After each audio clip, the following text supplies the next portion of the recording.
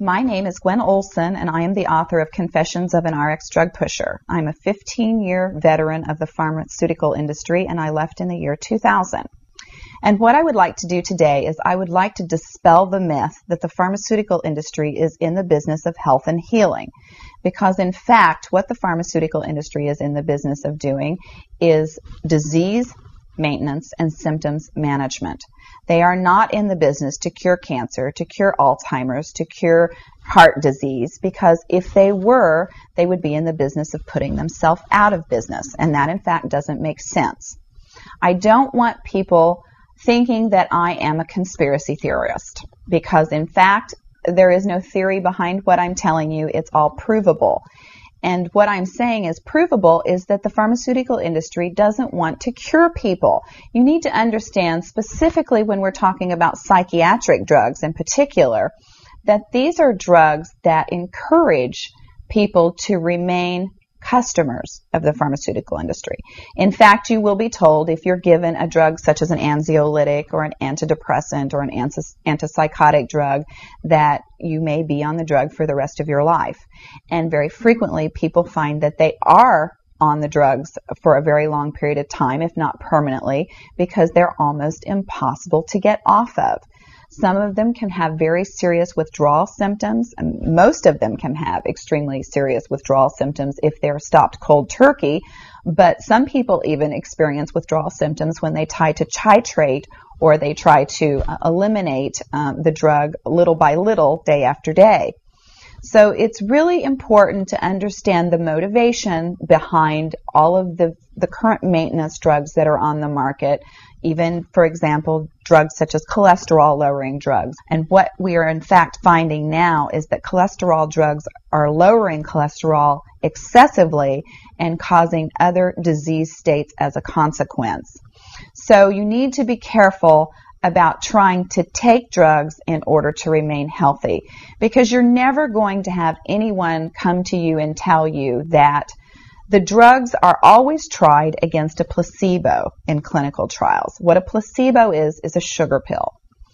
And in fact, many drugs are not found to be much more efficacious than the sugar pill. And in a case in point actually is the recent clinical trials that were released in the meta-analysis that came out of the UK on antidepressants, on the newer SSRI, selective serotonin reuptake inhibitor antidepressants. And what was found was the information that activists and other researchers have known for decades, was that antidepressants are no more effective than placebo, no more effective than sugar pills. But yet there are over 44 million people that have been taking these antidepressants, and a large number of them people that have mild to moderate depressive episodes.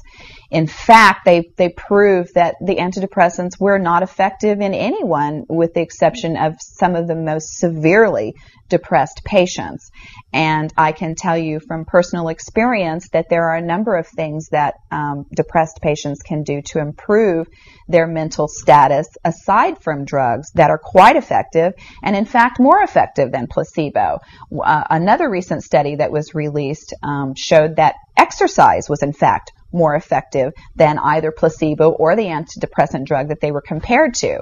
But just like Bill Maher said in his show, you know, we're never going to hear any ads on television that are sponsored by anybody saying, you know, the New England Journal just announced that exercise is twice as effective as antidepressants in curing depression. Ask your doctor if getting your butt off the couch is right for you. You know, you're never going to get that kind of good information, fair, balanced information, as long as pharma is funding the major TV stations, the advertising that supports those television stations, the major journals, and all of the advertising that supports the major journals. You just have to be commonsensical people and understand that the pharmaceutical industry makes 5 to 6 times the amount of money as any of the other Fortune 500 companies in the United States of America. They are not going to easily or readily give up that income. And we are, in fact, considered a human commodity.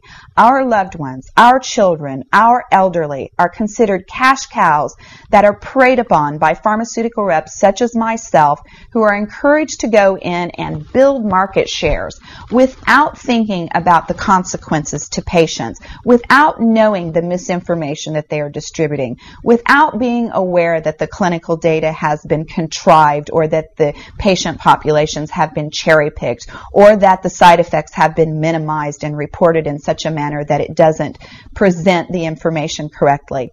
I spent 15 years in this industry. I was one of the best, but I'm here to tell you that the industry has run amok, that we are at a severe crossroads in this nation, and that we have got to take our power back, and we have got to start making the pharmaceutical industry accountable for their actions and for the defective products that they're putting on the market.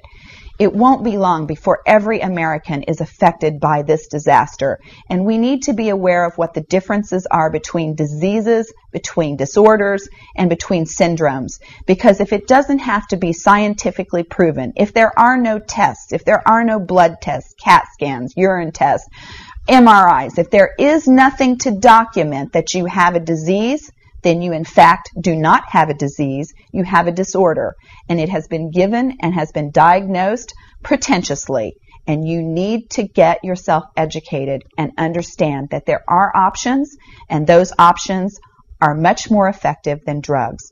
You need to look into the nutritional aspects of your diet and your lifestyle aspects.